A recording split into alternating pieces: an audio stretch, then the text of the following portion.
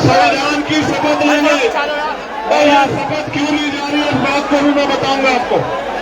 लेकिन आप अपने अपने जो बैठा हुआ अपने स्थान पर बैठ जाए, जो 5-6 लड़के खड़े, ये जो हमारे सिपाही है, जरा पकड़ के बिठा दो नौजवानों को जो नहीं बैठ रहे, हिम्मत करके पकड़ के बिठा दो, दिखाओ भीम आर्मी की ताकत को। इनको नीचे पकड़ के बिठा दो।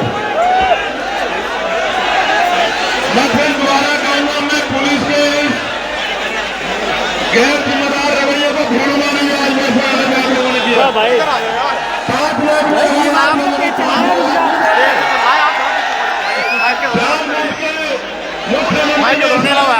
हमारी सभा को रविंदर थोड़ा पीछे हो जाओ यार, इधर आ जाओ। आप मुझे 5 बार इतनी बड़ी सभा करके दिखाओ, आपको पता लग जाएगा। प्यारे साथियों,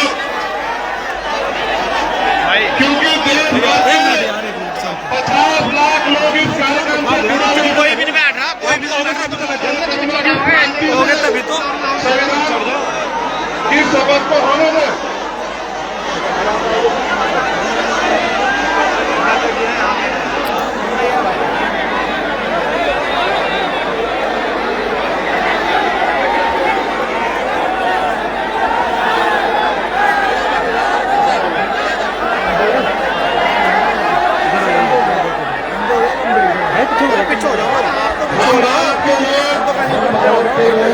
अरे तुम पीछे रहो ना यार, तुम पीछे रहो।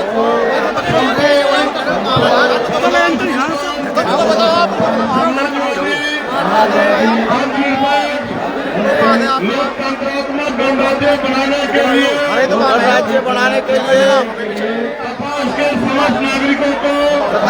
समस्त नागरिकों को, आर्थिक और राजनीतिक न्याय, विचार, विश्वास, धर्म और उपासना की स्वतंत्रता, प्रतिष्ठा और अवसर की समता प्राप्त कराने के लिए तथा उन सब में राष्ट्रीय गरिमा और राष्ट्रीय एकता और अखंडता सुनिश्चित बढ़ाने के लिए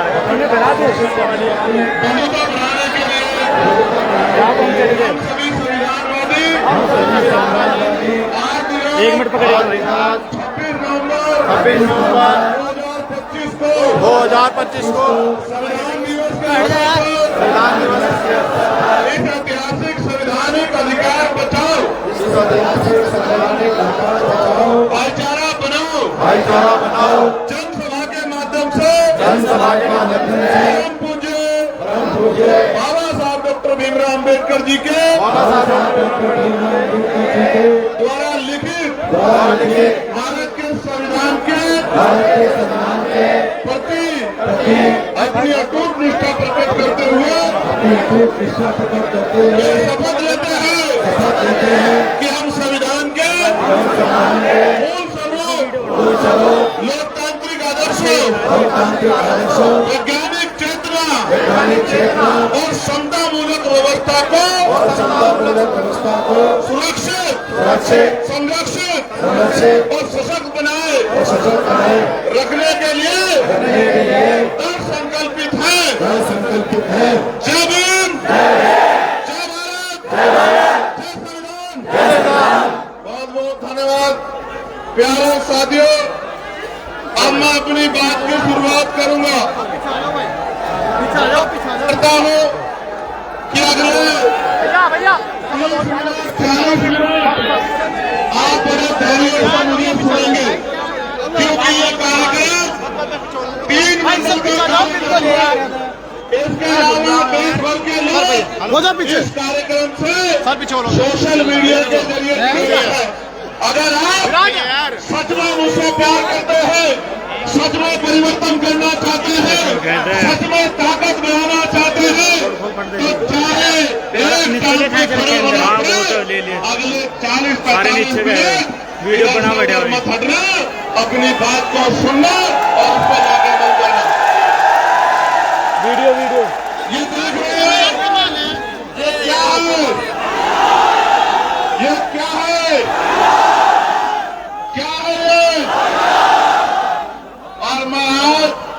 मुजफ्फरनगर की इस क्रांति धारा से ये ऐलान करता हूं उन तमाम संविधान विरोधी ताकतों को कि जब तक भीम आर्मी है, आजाद समाज पार्टी है, हमारे नेता हैं, हमारे पदाधिकारी हैं, भीम आर्मी आजाद समाज पार्टी के कार्यकर्ता है, न संविधान की तरफ आंख उठाने देंगे, न संवैधानिक मूल्य को छूने देंगे।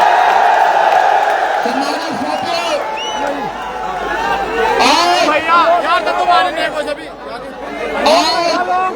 इस मुजफ्फरनगर की धरती पर ये ऐतिहासिक चेतावनी है दिल्ली और लखनऊ में बैठी सरकारों को कि आप शाम दाम दंडवाद यूज करके हमारा मनोबल गिराने की कोशिश कर सकते हो, लेकिन कामयाब नहीं हो सकते। साथियों, बहुत महत्वपूर्ण बात आपसे करनी है, बहुत महत्वपूर्ण, और एक एक बात आपके माध्यम से आज जिस तक जाएगी उसको रात को नींद नहीं आएगी। मेरी बात को आप याद रखना। सर्वप्रथम तो मैं उन तमाम संतों गुरुओं महापुरुषों को नमन करता हूँ जिन गुरुओं संतों महापुरुषों ने अपने जीवन का एक एक पल लगा दिया इस भारत में समतामूलक समाज बनाने के लिए। मेरे भाइयों बहनों, जब आप घर से निकले, मैं माफी चाहता हूँ आपसे, पुलिस की गैर जिम्मेदारी की वजह से मैंने अपनी आंख से देखा 5-5, 6-6, 8-8 किलोमीटर से चल के मेरी माओ को, मेरी बहनों को, मेरी बच्चियों को, मेरे बच्चों को, मेरे भाइयों को, मेरे बड़े बुजुर्गों को सड़कों पे अपनी एनर्जी को लगाना पड़ा। मैंने आपके दर्द को देखा, मैं जानता हूँ, मैंने अपनी आंख से देखा। इधर अलमासपुर वाली साइड से जहां तक निगाह जाती थी, ये नीले झंडे वाले आजाद समाज पार्टी के लोगों का जनसैलाब दिखाई देता है। इसलिए मैंने अपनी आंख से देखा कि मैं तो गाड़ी में आया, लेकिन मेरी बहनें, मेरी माएं, मेरे नौजवान साथी, बड़े बुजुर्ग कंधे पे नीला झंडा लेके और हल्के हल्के पैरों से एक एक घंटे में यहाँ पहुंचे होंगे। चिंता मत करो, आज की आपकी मेहनत खराब नहीं जाएगी मेरे भाइयों।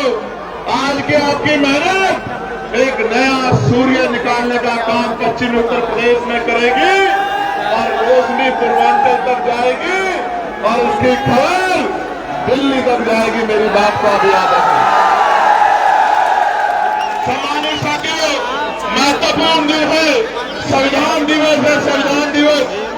और याद करो, संविधान से पहले अपनी जिंदगी और संविधान के बाद की आज की अपनी जिंदगी महसूस करो। अगर संविधान नहीं होता तो क्या इस प्राइम मिनिस्टर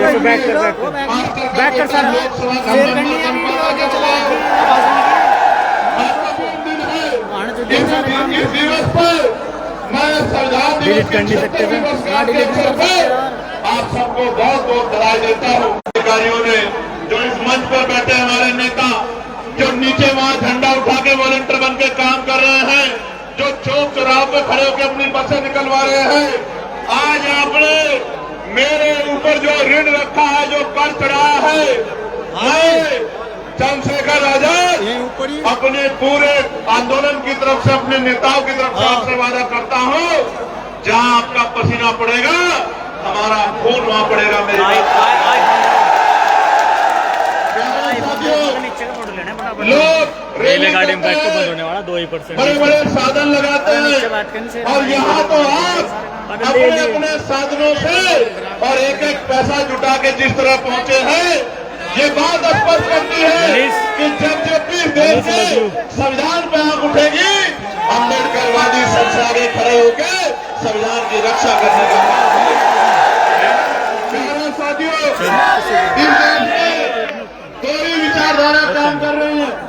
एक फूले साहू अम्बेडकर पेरियार की विचारधारा, बाबा साहब अम्बेडकर की विचारधारा, मामला रामजू वर्मा, चौधरी महाराज सिंह भारती, सर छोटू राम की विचारधारा, जननायक कपूरी ठाकुर, नारायण गुरु, बाबू जगदेव प्रसाद कुशवाहा की, संतराम बी प्रजापति जी की, मान्यवर दीना भाना वाल्मीकि जी की, मान्यवर काशी राम साहब की, परमानंद लोधी जी की, मां बिजली पासी जी की, अहिल्याबाई होलकर की, अवंतिका बाई गांधी की, सरकारी बाई की, मां फूले देवी की, तमाम महापुरुष जिन्होंने अपने प्राणों को बलिदान कर दिया, चाहे वो परमानंद लोधी जी हो या इस मुजफ्फरनगर में 2 अप्रैल 2018 को जब SC/ST को बचाने के लिए आप सड़कों को निकले थे, मेरे आज भी याद है मेरे लोगों, मेरे आज भी याद है, मैं जेल में था और आपने आंदोलन किया था। यहाँ अंग्रेज काजवा मेरा छोटा भाई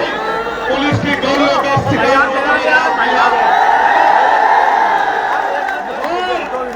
माइक से पलटना पड़े हो, माइक से पलटना पड़े हो। आपके भाई को गोली किसने चलाई थी और हजारों नौजवान मुकदमे लगाकर उनको जेल भेजा गया। जब मैं बात को आगे बढ़ाऊंगा तो मैं पूरी बात रखूंगा मेरे लोगों।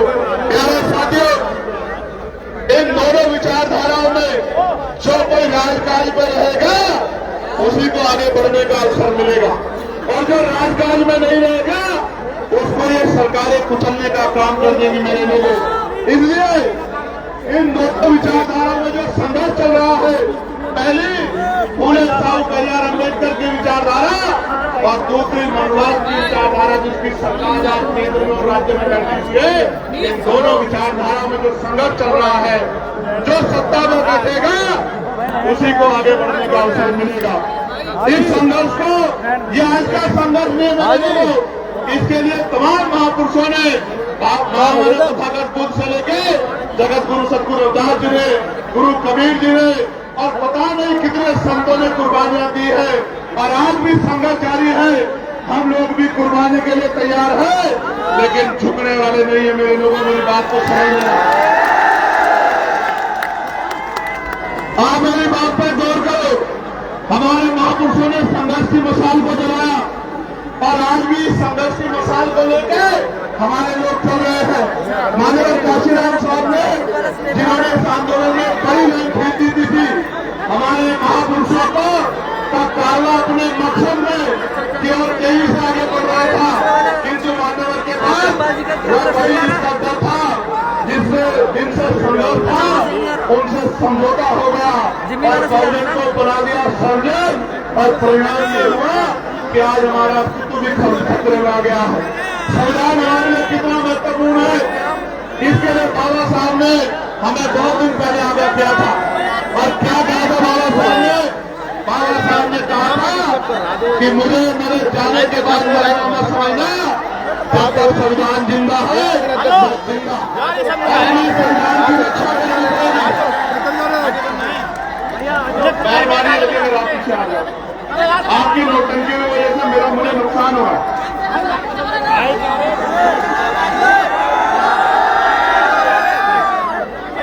क्या मैं मानो कि मेरे लोग नहीं, फिर क्या ये शांत रहो, अपने अपनी जगह खड़े रहो। बहादुर हो ना, बहादुर होना नहीं हो, टांगे कमजोर तो नहीं पड़ी। अभी तो मैं घोषणा करूंगा, मेरे साथ लंबी लड़ाई लड़नी है, पैदल यात्रा करनी है, डटे रहो और इस कैमरे वैमरे के चक्कर में नहीं पड़ेगा कोई, ठीक है? कान खोल के सुन लो मेरी बात को। इसलिए संविधान दिवस के मौके पर आज आप लोगों को बुलाया गया है कि आज संवैधानिक मूल्य को बचाना है और भाईचारा अभियान के जरिए जनपद मुजफ्फरनगर में पहली रैली है। आज से यह यात्रा देश भर में संविधान की रक्षा और सुरक्षा तथा संवैधानिक मूल्य बचाओ और संवैधानिक अधिकार की प्रति देश के समस्त नागरिकों में चेतना, जागृति और जन जागरण पैदा करने का काम करेगी आज की रैली। बीजेपी ने तो षड्यंत्र से अच्छे दिनों का झांसा देकर गरीब जनता को गुमराह करने का काम किया। असल में तो अच्छे दिन हमारे तब शुरू हुए थे जब बाबा साहब अम्बेडकर ने 26 नवंबर 1949 को संविधान सौंप दिया था और 26 जनवरी 1950 को संविधान लागू हो गया था। हमारे अच्छे दिन तो तब शुरू हुए थे, लेकिन हमारे साथ धोखा कहाँ हुआ? हमारे साथ धोखा ये हुआ कि अच्छे दिन तब आएंगे, ये बात हमें नहीं बताई जब राजकाज हमारा बनेगा, जब लोकतांत्रिक व्यवस्था में सीएम हमारा बनेगा, पीएम हमारा बनेगा, तब जाकर हमारे अच्छे दिन आएंगे। और जब तक सीएम पीएम हमारा नहीं बनता, हमारे अच्छे दिन नहीं आते मेरे लोगों। आपको याद होगा पहले जब हमारी पिछली सरकारें चली, हमारी सरकार थी 2007 से 12 हमारी सरकार थी, हमारे लोगों की सरकार थी, गरीबों की सरकार थी। जब जब हम पर राजकाज आया है, हमने हर एक व्यक्ति के अधिकारों को संभालने का काम किया। हमें अपनी ताकत को समझना पड़ेगा। हमें हमारी लड़ाई किसी जाति से धर्म से नहीं है, हमारी लड़ाई देश में राजकाज की है, अधिकारों की है। ये जो कुर्सी में बैठे हैं ये अधिकार देना नहीं चाहते और हम बिना अधिकार के चैन से बैठना नहीं चाहते। ऐसा लड़ाई है मेरे भाइयों। बाबा साहब के संविधान की रक्षा के लिए संवैधानिक मूल्यों के सिद्धांतों को समझते हुए आज इस सरकार ने जिस तरह हमें कुचला है, हमें ये समझना पड़ेगा। संविधान तो बोलने की आजादी देता है, संविधान तो आजादी देता है अपने धर्म को मानने की। आर्टिकल 25, 26, 27, 28, आर्टिकल 30 अपनी धार्मिक स्वतंत्रता का हम लोग पालन कर सकते हैं। लेकिन आज कहाँ है स्वतंत्रता? आज तो अगर एक शब्द आप कह दोगे तो बुलडोजर चल जाएगा। इनके खिलाफ कोई बात करेगा तो ये बुलडोजर से उसका घर जमीन कर देंगे। ये हम अपनी आंखों से देख रहे हैं। ये संविधान का राज नहीं है, ये संविधान का राज नहीं है इनका। और जो इनसे ना डरे, जो इनका मुकाबला करे, उस पर ईडी लगा देते हैं, सीबीआई लगा देते हैं, इनकम टैक्स लगा देते हैं। और जो इससे भी ना रुके उसके खिलाफ तमाम तरह के षड्यंत्र करते हैं।